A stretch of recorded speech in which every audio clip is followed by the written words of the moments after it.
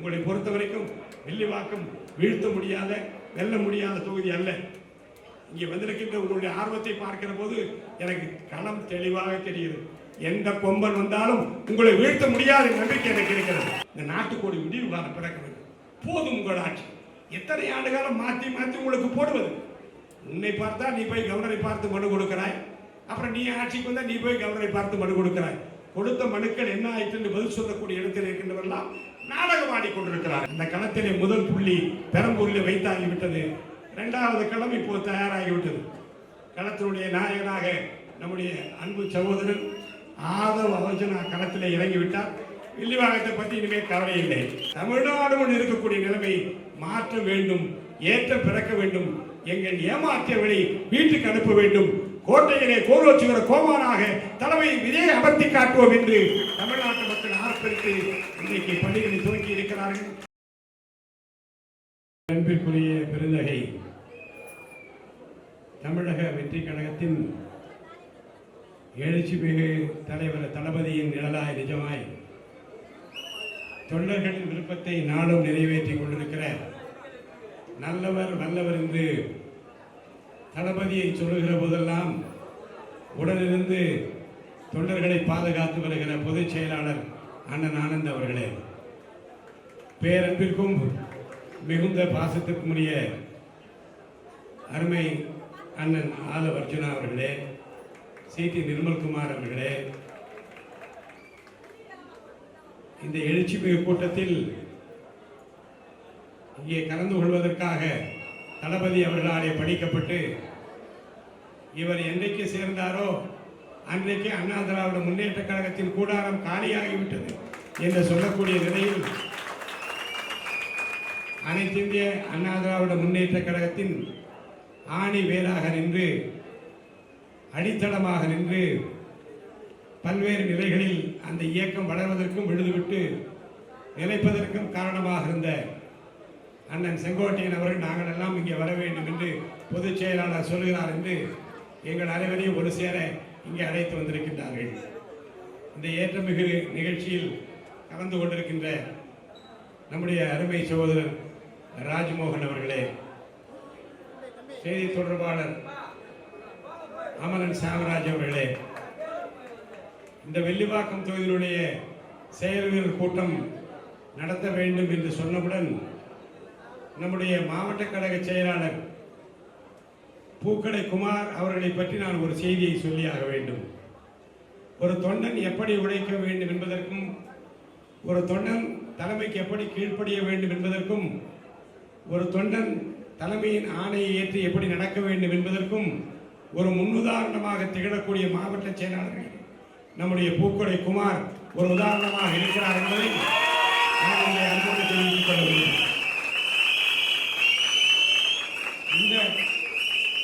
இந்த கூட்டத்தை நடத்துகிறார் என்பதற்காக நான் சொல்லவில்லை. நான் ஏற்கனவே பெரம்பூரில் தெரிவித்தேன். 2011ஆம் ஆண்டு அப்போது இந்த கட்சி இல்லை, தலைவர் கட்சியை ஆரம்பிக்கவில்லை. ஆனால் ஒரு ஆணையிட்டார். என்ன எழுதினார் என்றால், 2011இல் நம்ம மக்கள் இயக்கம் அனைத்திந்திய அண்ணா திமுகவை ஆதரித்து தமிழ்நாடு முழுவதும் நீங்கள் ஒத்துழைக்க வேண்டும் என்று சொன்னார். அந்த 2011 தேர்தலிலே திராவிட முன்னேற்ற கழகத்தை வீழ்த்த முடியாது என்று சொன்ன நேரத்தில் தமிழ்நாடு முழுவதும் நீங்கள் உழைத்தீர்கள். தமிழ்நாடு முழுவதும் உழைத்த அந்த உழைப்பில் நம்முடைய பூக்கடை குமார் அவர்கள் வில்லிவாக்கம் தொகுதியிலே கையிலே கொடிகளை ஏந்தி கொண்டு வீதி வீதியாக என்னோடு நடந்து வந்த காட்சியை என்னால் மறக்க முடியாது. அப்போது இந்த கட்சி இல்லை, அப்போது இந்த செல்வாக்கு இல்லை, ஒரு தலைவர் கட்சியை ஆரம்பிப்பார் என்ற எண்ணமும் இல்லை. அந்த நேரத்திலும் இந்த தலைவர் சொன்னார் என்பதற்காக தூய உள்ளத்தோடு தொண்டு உள்ளத்தோடு அவர் ஆற்றிய காரணத்தினாலே தான் நான் 10,000 வாக்கு வித்தியாசத்திலே பேராசிரியர் அன்பழகன் அவர்களை அன்றைக்கு நான் வெற்றி கொள்ள முடியும். இதை நான் சொல்வதற்கு காரணம், எந்த வெற்றிக்கும் அடிப்படையில் ஒரு அர்ப்பணிப்பு உணர்வு இருக்க வேண்டும். எந்த வெற்றிக்கும் அடிப்படையில் ஒரு விசுவாச உணர்வு இருக்க வேண்டும். எந்த வெற்றிக்கு அடிப்படையில் நான் வேறு நீ வேறல்ல, நாம் இருவரும் ஒன்றாக சேர்ந்து பணியை முடிப்போம் என்ற ஒற்றுமை உணர்வு இருக்க வேண்டும். அதைத்தான் நம்முடைய தம்பி பூக்கடை குமார் அவர்கள் இன்றைக்கு காட்டிக் கொண்டிருக்கிறார்கள். அவரோடு நம்முடைய பகுதி கழக செயலாளர்கள், வட்டக்கழக செயலாளர்கள், மகளிர் அணியை ரொம்ப ஆச்சரியமாக இருக்கிறது. திராவிட முன்னேற்ற கழக கோட்டை கலகலத்து விட்டது. அதிமுக கோட்டை வில்லிவாக்கத்தில் காலியாகிவிட்டது. வரை தந்திருக்கிற செயல் வீரர்கள் தளபதியின் மட்டும் நம்பி வந்திருக்கின்றீர்கள். இப்போது பெரம்பூரில் கூட்டம் நடந்தது. ரொம்ப அற்புதமான ஒரு கூட்டம். அதனை தளபதி தான் நிற்க வேண்டும் என்ற அந்த கொள்கை விளக்கமும், தனக்கே உரித்தான பாதையில் பொதுச் செயலாளர் அவர் பெயரை செல்லை அறிவிக்கவும், அதை ஏற்றுக்கொள்கிறோம் என்று நம்ம அருமையண்ணன் தளபதி செங்கோட்டையன் அவர்கள் ஆதரிக்கவும், ஆதவண்ணன் அவர்களை முன்மொழியவும், வெற்றிகரமாக பெரம்பூரிலே பணியை முடித்து வெற்றி கொடி நாட்டிவிட்டு வில்லிவாக்கத்துக்கு வந்திருக்கிறோம். அண்ணன் VS பாபு சொன்னார் 8 தொகுதி ஒப்படைப்பேன் என்றார்.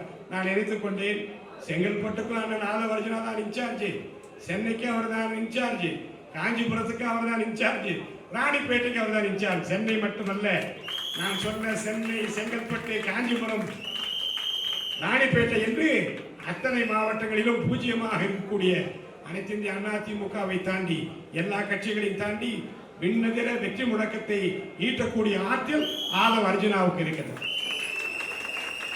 அவர் எல்லாவற்றிலும் உயரமானவர். நான் சொன்னேன், 1000 கைகள் மறைத்தாலும் ஆதவனை மறைக்க முடியாது. அதுவும் குறிப்பாக அந்த சூரியனை மறைக்க இந்த சூரியனை இன்றைக்கு தளபதி போட்டிருக்கிறார். ஆதவென்றாலே அர்த்தம் சூரியன். அந்த சூரியனை மறைப்பதற்கு இந்த சூரியன் புறப்பட்டிருக்கிறது. அது மறைகிற சூரியன். இது விண்ணிலே இன்னைக்கு ஒளிவு விடக்கூடிய ஒரு சூரியனாக ஆதவ இங்கே வந்திருக்கிறார்கள். வில்லிவாக்கத்தில் வெற்றி பறிப்பது என்பது அவ்வளவு சிரமமான காரியம் இல்லை, உங்களுக்கு தெரியும். 80 வெற்றி பெற்றேன். மாபெரும் தொகுதி, 6 தொகுதிகளை உள்ளடக்கிய வில்லிவாக்க தொகுதி. இப்போது இருக்கிற பாதி குளத்தூர், இப்போது முழுமை பெற்றிருக்கிற வில்லிவாக்கம், முழுமை பெற்றிருக்கிற அம்பத்தூர், முழுமை பெற்றிருக்கிற மதுரவாயில், முழுமை பெற்றிருக்கிற விருகம்பாக்கம், திருவேற்காடு, ஆவடியில பாதி பகுதி, மாதவரம் தொகுதியிலே பாதி பகுதி, இவையெல்லாம் சேர்ந்து ஒரு வில்லிவாக்கத்தில் ஒரு இளைஞனாக 28 வயதிலே களத்தில் எப்படி தளபதி எல்லாம் இன்றைக்கு இளைஞர்களாக பார்த்து, நேர்மையானவர்களாக பார்த்து, புன்னகை முகத்தோடு வருகின்ற இளைஞர்களை பார்த்து களத்தில் நிறுத்தப் போகின்றாரோ, அப்படிப்பட்ட நேரத்தில் தான் 28 வயது நிரம்பிய என்னை இந்த வில்லிவாக்கம் தொகுதி நிறுத்தினார்கள். இவர் வெற்றி பெறுவாரா என்று நினைத்த நேரத்தில் ஏளனம் செய்தார்கள், ஏகடியம் பேசினார்கள். ஆனால் புரட்சி தலைவர் என்கின்ற நல்ல மனிதனுக்காக யார் உங்களுக்கு வேண்டும் என்று மக்களை கேட்டார். எனக்கு வேண்டியது எம்ஜிஆர் என்று சொல்லி மக்கள் இன்றைக்கு வாக்களித்து என்னை வெற்றி பெற வைத்தார்கள். யார் செல்வாக்கு மிக்கவர்கள் என்றால், யார் நல்லவர் என்று மக்கள் நம்புகிறார்களோ அவர்தான் வெற்றி பெற முடியும். இன்று நல்லவர் என்று நம்முடைய தளபதி விஜயை மக்கள் நம்புகிறார்கள், அவர்தான் வெற்றி பெறுவார். தீய சக்தி திமுக என்று சொல்லிவிட்ட பிறகு தூய சக்தி நீங்கள் தான் ஆட்சிக்கு வர வேண்டும் என்று மக்கள் முடிவெடுத்து விட்டார்கள். இன்னைக்கு புரட்சி தலைவி அம்மாவுடைய பிறந்த நாள். அண்ணன் செங்கோட்டையன் அவர்கள் விசுவாசம் மிக்கவர், புரட்சி தலைவரால் வளர்க்கப்பட்டவர், புரட்சி தலைவி அம்மாவால் நேசிக்கப்பட்டவர், வளர்க்கப்பட்டவர். காலையில் அவர் படத்துக்கெல்லாம் மாலை போட்டுவிட்டு மரியாதை செய்துவிட்டு கலங்கிய கண்களோடு வந்தார். நான் நினைத்துக் கொண்டேன், எப்பேற்பட்ட இயக்கம் இன்றைக்கு பாழாகி கொண்டிருக்கிறது. காரணம் என்ன என்று சொன்னால், தளபதி விஜயை போன்ற நல்லவர்களை மக்கள் தேர்ந்தெடுத்து விட்டார்கள். அவர்களை பொறுத்தவரைக்கும் நான் கேட்கிறேன், அவர்கள் மறைவுக்கு பிறகு திராவிட முன்னேற்ற கழகம் ஆட்சிக்கு வந்தது. எத்தனையோ பொய்யான வாக்குறுதிகளை தந்தார்கள். பட்டியல் போட்டு நம்முடைய அண்ணன் ராஜ்மோகன் அவர்களை கேட்டால், இங்கே பேசிய நண்பர்களை கேட்டால் பட்டியல் போட்டு வரிசையாக சொல்லுவார்கள். தொகுத்து வழங்கிய சகோதரி ரொம்ப அருமையாக இங்கே பேசினார்களே, 1000 விஷயங்களை சொல்ல முடியும். ஆனால் ஒரே ஒரு கேள்வி, புரட்சி தலைவர் அம்மாவுடைய பிறந்த நாளில் என் உள்ளத்துக்குள்ளே பீரிட்டு கிளம்புகிறது. என்ன சொன்னார்கள்?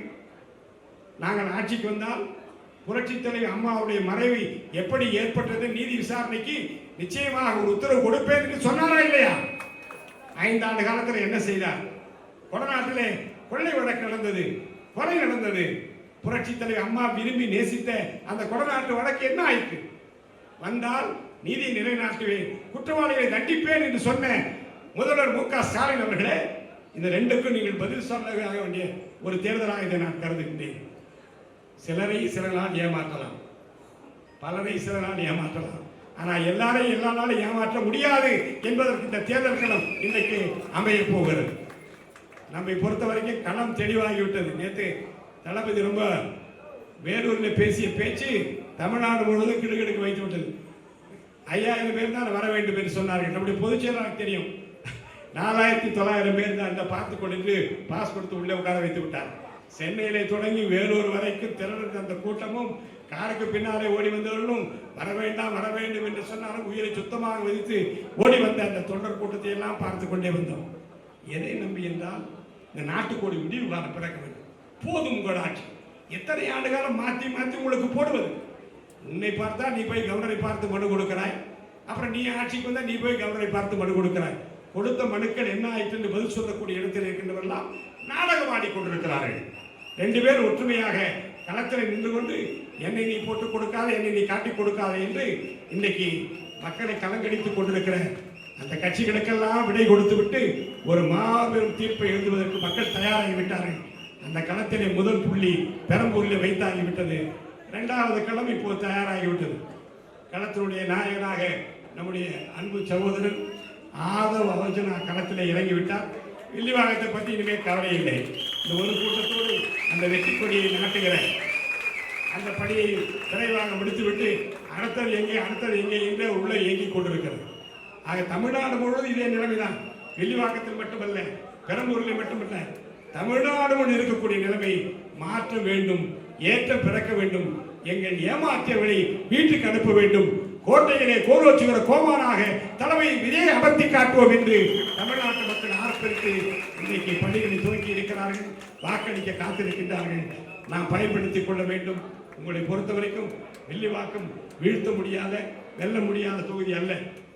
இங்கே வந்திருக்கின்ற உங்களுடைய ஆர்வத்தை பார்க்கிற போது எனக்கு களம் தெளிவாக தெரிகிறது. எந்த கொம்பன் வந்தாலும் உங்களை வீழ்த்த முடியாத நம்பிக்கை எனக்கு இருக்கிறது.